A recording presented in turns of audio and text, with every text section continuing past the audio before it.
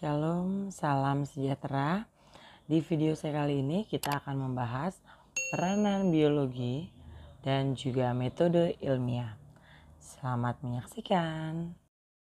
Biologi yang pertama yaitu yang kita bahas adalah pada bidang pertanian. Yang pertama adalah bibit unggul dan pola pemupukan yang sesuai dengan jenis tanaman. Coba kita lihat yang ada di gambar. Ini adalah cabai dengan bibit unggul. Kenapa disebut bibit unggul? Karena jumlahnya banyak dan juga hasilnya sangat bagus.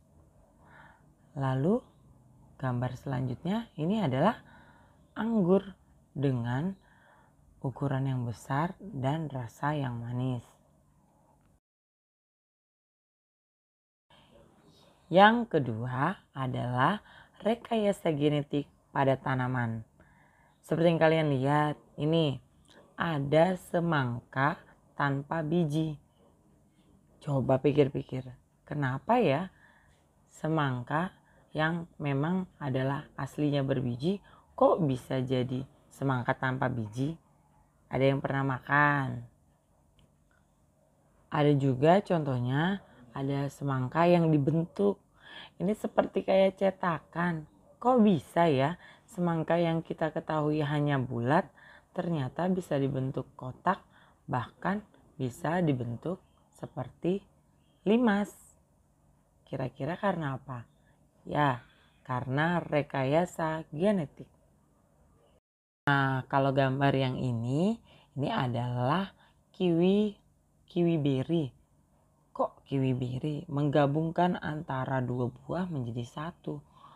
Jadi kalau lihat dari gambarnya, ini ukurannya seperti berry, buah berry. Tapi isinya setelah diiris dalamnya seperti kiwi. Wah, luar biasa kan ilmu untuk rekayasa genetik. Yang ketiga adalah budidaya tanaman dalam waktu singkat. Ternyata dengan ilmu biologi kita bisa melakukan budidaya tanaman waktunya singkat. Singkatnya adalah usianya panennya atau usia dalam pemeliharaannya lebih cepat daripada biasanya sebelum kita mengenal ilmu biologi. Manfaat biologi yang selanjutnya adalah pada bidang kedokteran. Yang pertama transparansi atau pencangkukan organ. Kalau gambar yang kamu lihat itu adalah salah satu transplantasi organ. Itu organ apa yo? Ya, organ ginjal ya. Lalu kalau organ yang lain bisa nggak? Bisa. Ada kulit, ada jantung, ada hati, dan lain sebagainya. Yang kedua adalah pembuatan vaksin. Kamu tahu nggak vaksin itu apa? Ya, vaksin adalah zat atau senyawa yang berfungsi untuk membentuk kekebalan tubuh terhadap suatu penyakit. Nah, pelajaran biologi atau ilmu biologi bermanfaat juga untuk pembuatan vaksin. Seperti yang kita ketahui sekarang kan lagi maraknya tentang COVID ya. COVID-19. Ada yang tahu nggak vaksinnya udah ketemu belum? Ayo kita diskusikan di kolom diskusi di bawah ini. Nah, ini yang saya tampilkan adalah seperti jadwal imunisasi, ya kan? Kamu ingat kan waktu kamu kecil dibawa orang tua pergi ke posyandu buat ngapain? Buat diimunisasi. Itu adalah dikasih vaksin. Nah, banyak vaksin yang dikasih, ada BCG, ada polio dan lain sebagainya. Ya. Jadi itu adalah yang dimasukkan ke dalam tubuh kita.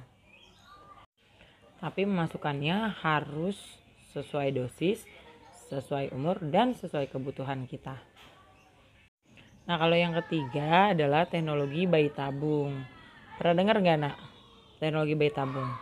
Ya, jadi teknologi bayi tabung membantu pasangan untuk mempertemukan sel telur dan sel spermanya dalam satu wadah yang berbentuk seperti tabung. Tapi nanti akan diinseminasi, akan dimasukkan lagi ke dalam uterus dari wanitanya. Jadi tetap hamil ya. Nah, teknologi ini sangat membantu sekali bagi pasangan yang memiliki kesulitan untuk mendapatkan anak.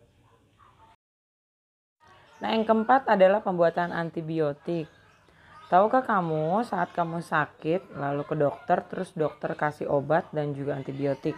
Nah, ini adalah salah satu hasil dari pengetahuan pada ilmu biologi, yaitu pembuatan antibiotik. Kamu tahu nggak berasal dari mana? Bagi yang tahu, komentar di kolom di bawah ini ya. Nah, yang selanjutnya adalah manfaat biologi pada bidang peternakan. Nah, kalau yang digambar kamu lihat ini ada ternak apa yo? Ada ternak ayam. Dengan adanya ilmu biologi maka bisa mengembangkan peternakan ayam. Bisa jadi ayam petelur, bisa juga ayam pedaging atau yang lainnya. Pokoknya ilmu biologi sangat bermanfaat sekali pada bidang peternakan. Nah, yang selanjutnya yaitu pada bidang perikanan. Coba kamu lihat. Wah, ikannya banyak ya. Nah, perikanan ini membantu budidaya ikan supaya kita bisa terpenuhi kebutuhan protein kita melalui ilmu biologi yang diaplikasikan pada bidang pertanian atau untuk hal-hal yang lainnya. Selanjutnya adalah kerja ilmiah.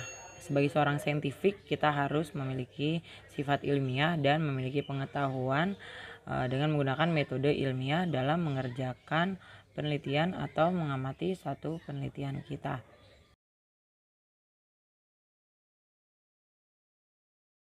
Lagi-lagi kita nggak perlu menghafal tapi cukup memahaminya. Seperti gambar di atas kita lihat ada Mohedan. Ini adalah singkatan membantu kita, memudahkan kita untuk mengingat tahapan-tahapan dalam metode ilmiah. Yang saya bedakan dengan warnanya ya, Yang pertama adalah M. M artinya merumuskan masalah. Jadi sebagai seorang saintifik, sebagai seorang peneliti, langkah pertama kita harus tahu dulu masalahnya apa. Lalu O adalah observasi, di mana kita harus melihat secara langsung atau mengamati secara langsung masalah tersebut di lapangan. Yaitu selanjutnya adalah H. H adalah hipotesis, di mana artinya adalah dugaan sementara.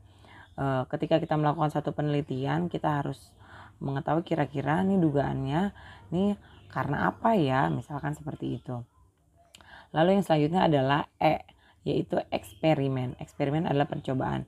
Setelah kita mengetahui dugaan sementara, kita harus melakukan eksperimen. Lalu D adalah data. Data ini bisa kita kumpulkan dan bisa kita analisis. Dan yang terakhir agak maksa sih sebenarnya ya, yaitu AN. AN itu bukan singkatan dari depan tapi singkatan dari belakang, yaitu Mohedan. Kesimpulan. Ya, kesimpulan dari apa yang sudah kita kerjakan, kita ambil kesimpulan hasil dari penelitian kita tersebut. Dan terakhir yaitu sebagai seorang saintifik, kalau kita praktek di dalam lab biasanya kita menggunakan jas lab yang kita gunakan untuk menghalangi kita terkena larutan atau zat-zat yang lain yang sedang kita gunakan. Dan yang pastinya sebagai seorang saintifik kita harus bersikap ilmiah. Bersikap ilmiah yaitu kita mengikuti metode ilmiah, kita bersikap jujur sesuai dengan fakta dan mengikuti prosedur yang ada. Ini saja yang bisa saya sampaikan pada pertemuan kita kali ini, yaitu ruang lingkup bagian ketiga, part ketiga. Kalau ada yang mau ditanyakan boleh kita bahas di kolom komentar di bawah ini. Jangan lupa subscribe untuk pengembangan channel ini dan like serta komen di bawah ini. Setelah ini kita akan bertemu di ulangan harian yang pertama ya. Terima kasih, salam sehat dan Tuhan memberkati.